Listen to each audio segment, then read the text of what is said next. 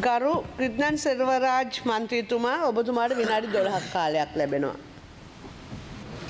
கௌரவத்திற்குரிய தவிசாளர் அவர்களே, இந்த சபையிலே இன்று விவாதத்துக்கு எடுத்துக்கொள்ளப்பட்டிருக்கின்ற இந்த சட்டமூலமானது இந்த நாட்டின் பொருளாதாரத்தையும் இந்த நாட்டின் பொருளாதாரத்தை மையமாக கொண்டிருக்கின்ற தேசிய உற்பத்தி கட்டமைப்பையும் அதனோடு ஒன்றிணைந்திருக்கின்ற இந்த நாட்டில் உள்ள உழைக்கும் வர்க்கத்தின் பாட்டாளி வர்க்கத்தின் இந்த நாட்டில் உள்ள தோட்டத் தொழிலாளர்களின் விவசாய மக்களின் வாழ்வை மேம்படுத்துவதற்கும் அதனோடு நுகர்வோரையும் வர்த்தக துறையினரையும் மேம்படுத்துவதற்கான ஒரு சட்டமூலமாகும். இந்த சட்டமூலம் என்பது முதலாவதாகவே குறிப்பிடப்பட்டிருக்கின்றது வரி அறவீடு என்பது. இந்த வரி அறவீட்டு சட்டமூலம் என்பது அதற்கு பின்னர் நாம் அனைவருக்கும் தெரியும் பெறுமதிசேர் வரியோடு ஒன்றிணைக்கப்பட்டிருக்கின்றது. கௌரவத்திற்குரிய தவிசாளர் அவர்களே, அவ்வாறு இருக்கின்ற நேரத்தில் இந்த நாட்டின் பொருளாதாரத்தை ஸ்திரமாக வைத்துக்கொள்ள வேண்டுமாக இருந்தால் இந்த நாட்டில் உள்ள பொருளாதார தன்மையை தன்னகத்தே வைத்து அதற்கான ஒரு சுயாதிபத்தியத்தை மேற்கொள்ள வேண்டுமாக இருந்தால் ஒவ்வொரு நாட்டினதும் இறையாண்மைதான் வரி அறவீடாகும். கௌரவத்துக்குரிய தவிசாளர் அவர்களே, அந்த வகையிலே இன்று கொண்டு வந்து விவாதத்துக்குட்படுத்தப்பட்டிருக்கும் இந்த சட்டமூலமானது மிகவும் வரவேற்கத்தக்கதாகும். குறிப்பாக கடந்த காலங்களில் இந்த நாட்டை ஆண்ட ஆட்சியாளர்களின் கைக்கூலிகள் அநேகமானவர்கள் அரசாங்கத்திற்கு செலுத்த வேண்டிய வரியை செலுத்தவில்லை என்பதை நாங்கள் அறிந்திருந்தோம். அந்த வகையிலே இன்றிருக்கின்ற அரசாங்கமானது இந்த வரி அறவீட்டை ஒழுங்குபடுத்தி இந்த வரி அறவீட்டை அரசாங்கத்திற்கு போதுமான வழியிலே வர்த்தகர்களையும் ஏற்றுமதியாளர்களையும் இறக்குமதியாளர்களையும் வஞ்சிக்காத வகையிலே திட்டமிடப்பட்டு ஒழுங்கமைக்கப்பட்டிருக்கின்ற வேளையில்தான் இது சம்பந்தமான கருத்தை சரிவர முன்வைக்காத எதிர்க்கட்சியினர் வேறு வேறு திசைகளில் இந்த வரி அறவீட்டு சட்டமூலத்தை முன்வைக்கின்றார்கள், திருவுபடுத்துகின்றார்கள். கௌரவத்திற்குரிய தவிசாளர் அவர்களே, அவ்வாறு இருக்கின்ற நேரத்தில் இந்த அதி உயரிய சபையிலே நேற்று ஒரு அருமையான சட்டமூலம் கொண்டு வரப்பட்டது.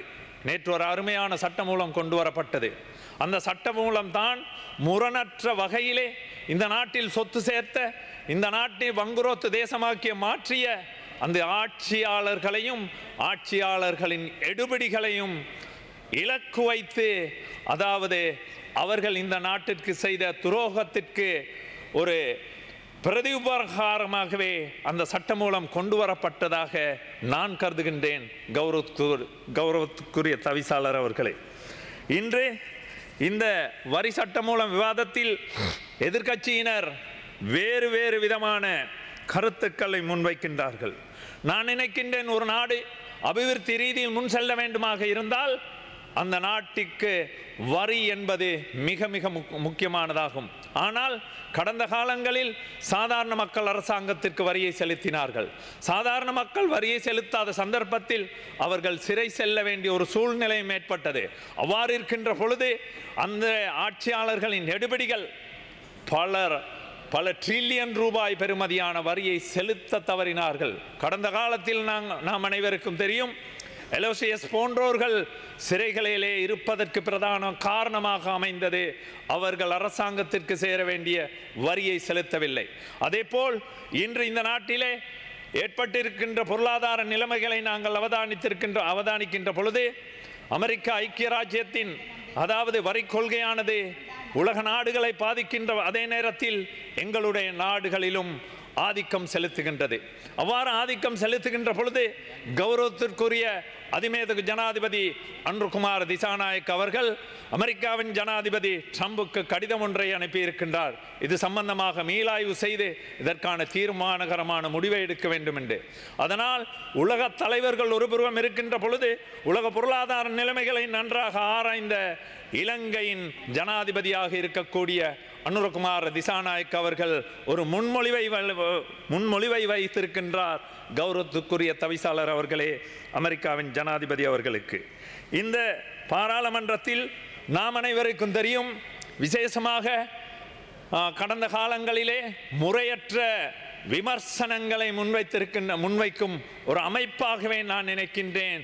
தமிழ் மக்களை பிரதிநிதித்துவம் செய்கின்ற இந்த அதி உயரிய சபையிலே இருக்கும் சில பாராளுமன்ற உறுப்பினர்கள் அல்லது மக்கள் பிரதிநிதிகள், இவர்கள் மக்களின் பிரச்சனைகளை அடையாளம் கண்டு மக்களின் பிரச்சனையோடு ஒன்று கலந்த பொருளாதாரத்தை மேம்படுத்துவதற்கு அரசாங்கத்திற்கு ஆலோசனை வைப்பதற்கு பதிலாக தங்களை பெரிய கல்விமான்களாகவும் தங்களை மேட்டுக்குடியினராகவும் கருதி தங்களுக்கு தான் சகலவற்றையும் முடியும் என்று நினைத்து இந்த அதி உயரிய சபையிலே தூசண வார்த்தைகளை கூட பிரயோகிக்கின்றார்கள்.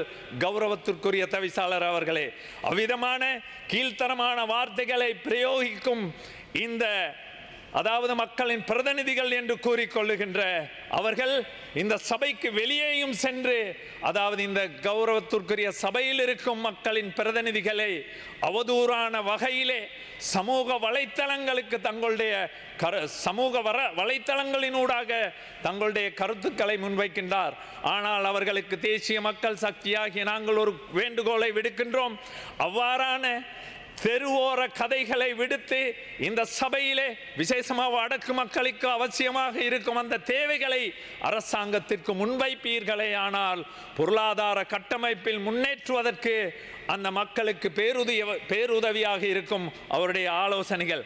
அல்லாவிட்டால் தென்னாலி ராமனின் விகட கவிதை போன்ற சும்மா வெறும் ஜோக்கர்களாக இந்த சபையிலே மாறக்கூடாது என்பது என்னுடைய அவாவாக இருக்கின்றது. கௌரவத்திற்குரிய தவிசாளர் அவர்களே, நாம் அனைவருக்கும் தெரியும், இன்று கிழக்கு மாகாணத்திலே இருக்கின்ற அல்லது முன்னாள் அமைச்சராகவும் மாகாண சபை உறுப்பினராகவும் இருந்த பிள்ளையான் அவர்கள் இன்று இருக்கின்றார்.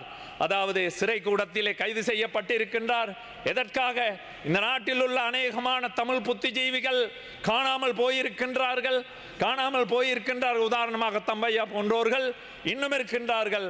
அதனால் அதன் பிரதான சூத்திரதாரியாக கருதி இன்று கிழக்கிலே உள்ள பிள்ளையான் போன்றோர் கைது செய்யப்பட்டிருக்கின்றார்கள். நாம் அனைவருக்கும் தெரியும், பிள்ளையான் என்பவர் 1990ஆம் ஆண்டு விடுதலை புலிகள் இயக்கத்திலே சிறுவர் படையணியிலே இணைத்துக் கொண்ட ஒரு சிறுவர் போராளி. அந்த போராளிக்கு சமூகம் சார்ந்த எந்த விதமான ஒரு தெளிவும் இல்லை, சமூகம் சார்ந்த எந்த ஒரு விதமான கண்ணோட்டம் இல்லாத பொழுதே அவர் அந்த பயங்கரவாத அமைப்பிலே அன்றிருந்து செயல்பட்டு பின்னர் ரணில் ராஜபக்ச அணியினரோடு இணைந்து பல கடத்தல் குற்றச்சாட்டுகளிலும் பலர் காணாமல் போவதற்கு பிரதான சூத்திரதாரிகளாகவும் செயல்பட்டார்கள். ஆனால் அவர்களை போன்ற பிள்ளையான்களை போன்றவர்கள் என்ன செய்திருக்க வேண்டும்? இந்த அதி உயரிய சபையிலே பாராளுமன்ற உறுப்பினர்களாக இருந்தார்கள், மாகாண சபைகளில் இருந்தார்கள். கிழக்கு மாகாணம் யுத்தத்தின் பின்னர் பாரிய பொருளாதார பின்னடைவை சந்தித்திருக்கின்றது. ஆனால் அந்த கிழக்கு மாகாணத்தை கட்டியெழுப்புவதற்கு அவர்கள் இந்த உயரிய சபைக்கு முன்வைத்திருக்கும் அதாவது கருத்துங்கள், வேலை திட்டங்கள் என்ன கௌரவத்திற்குரிய சபை தவிசாளர் அவர்களே. அதனால் இன்றிருக்கின்ற இந்த மக்கள் பிரதிநிதிகளுக்கு கிழக்கு மாகாணத்தை பிரதிநிதித்துவம் செய்கின்ற அந்த மக்கள் பிரதிநிதிகள் முன்வைக்கும் அந்த ஆலோசனைகளை போல் அன்றும் அவர்கள் வைத்திருக்கலாம். ஆனால் இன்று அரசாங்கத்தால் முன்வைக்கப்பட்டிருக்கும் இந்த வரி சட்டம் மூலம் வரவேற்கத்தக்கது. ஆனால் இதில் சில தடைகள் இருந்தாலும் சில குளறுபடிகளுக்கு சமமான வேறு சில வார்த்தைகள் செருகப்பட்டிருந்தாலும் கூட இந்த நாட்டின் பொருளாதாரத்தை கட்டியெழுப்பதற்கு மிக மிக உன்னதமான ஒன்று. அதனால் நாம் அனைவருக்கும் தெரியும், கிழக்கு மாகாணத்திற்கு கடந்த ரணில் விக்ரமசிங்க ஆட்சியின் பொழுது 600 கோடி ரூபாய் அதாவது ஒதுக்கப்பட்டிருந்ததாக EPDP அமைப்பினர் குற்றம் சாட்டினார்கள். அப்பொழுது நாம் அனைவருக்கும் தெரியும், மஹிந்த ராஜபக்சவின் மகனான ராமல் ராஜபக்சவின் அணியான நீலப்படையணிக்கு அதாவது நீலப்படையணியின் கைக்கூலிகளாக செயல்பட்டவர்கள் அவர்கள்தான் ரணில் விக்ரமசிங்க அவர்களின் அந்த நிதியை கையாண்டதாக EPDPயினர் குற்றம் சாட்டுகின்றார்கள். ஆனால் கிழக்கு மாகாணத்தை கட்டியெழுப்ப வேண்டிய அந்த நாமல் ராஜபக்சவின் நீல அணிக்கு துணையாக சென்றவர்கள் அதாவது யுத்தம் முடிந்ததன் பின்னர் அந்த ராஜபக்ச அணியோடு ஒன்றிணைந்து செயல்பட்ட அந்த பிள்ளையானுக்கு சமமான பிள்ளையான்கள் என்று வெவ்வேறான கருத்துக்களை முன்வைக்கின்றார்கள் கௌரவத்திற்குரிய தவிசாளர் அவர்களே. எனவே எதிர்வரும் காலத்தில் இந்த நாட்டை மேம்படுத்துவதற்காகவும் இந்த நாட்டை பொருளாதார ரீதியாக உன்னதமான இடத்திற்கு உயர்த்தி வைப்பதற்காகவும் கிழக்கு மாகாணத்தில் இருக்கின்ற புத்திஜீவிகளான பாராளுமன்ற உறுப்பினர்கள் தங்களுடைய ஆலோசனைகளை முன்வைக்கின்ற அதே நேரத்தில் நீலப்படையணி அல்லது நீல் பலக்காய் என்று கூறுகின்ற அந்த நாமலின் அடிவர்டிகளும் உயர்ந்த ஆலோசனைகளை இந்த சபைக்கு முன்வைக்க வேண்டும் என கேட்டுக்கொண்டு விடைபெறுகின்றேன். நன்றி, வணக்கம்.